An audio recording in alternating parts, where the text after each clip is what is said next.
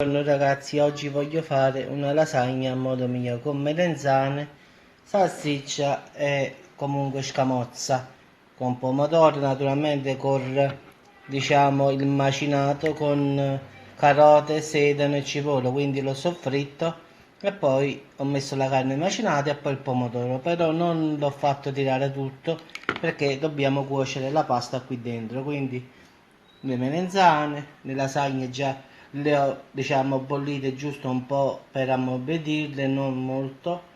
Qua ci sta la salsiccia, poi ci andremo a mettere mano a mano a strati come vi faccio vedere. Questa sarà proprio una bomba ragazzi.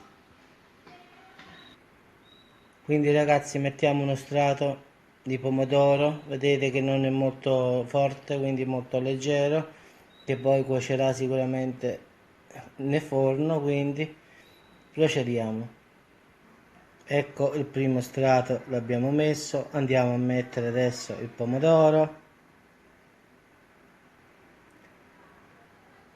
ecco qui, adesso mettiamo le melanzane, ecco qua ragazzi ho messo le melanzane, adesso metteremo la salsiccia sbriciolata, eccolo qua, adesso metteremo la scamozza che ho comprato a fettine.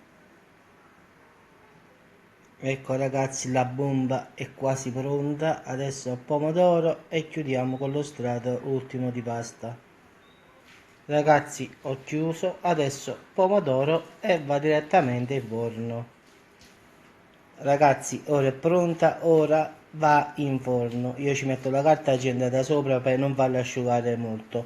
Poi quando verso la fine la tolgo, quindi adesso metto carta agendata e in forno. Quindi ragazzi partiamo da questo, friggere le melanzane, metterci un po' di sale sopra, quindi strizzarle per bene, infarinarle e metterle nell'uovo e le friggete. Poi il sugo io ho fatto sedano, carote e cipolla, l'ho soffritto, ho messo giusto un po' di carne macinata dentro, poi ho usato una pelata normale, io ho usato la pomidia, poi l'ho frullata nel mixer e l'ho buttata nel tegame dove friggeva il soffritto insieme alla carne macinata. Non l'ho fatto tirare molto perché così vedete più liquida, adesso cuoce qui. Poi ho messo la salsiccia, ho comprato salsiccia di maiale ragazzi, poi la scamozza a fette che poi ho fatto a pezzettini e ho messo dentro, quindi queste sono le cose. Ecco qua ragazzi come si presenta, l'ho chiusa e adesso andiamo a chiudere e aspettiamo ragazzi, eccolo qui.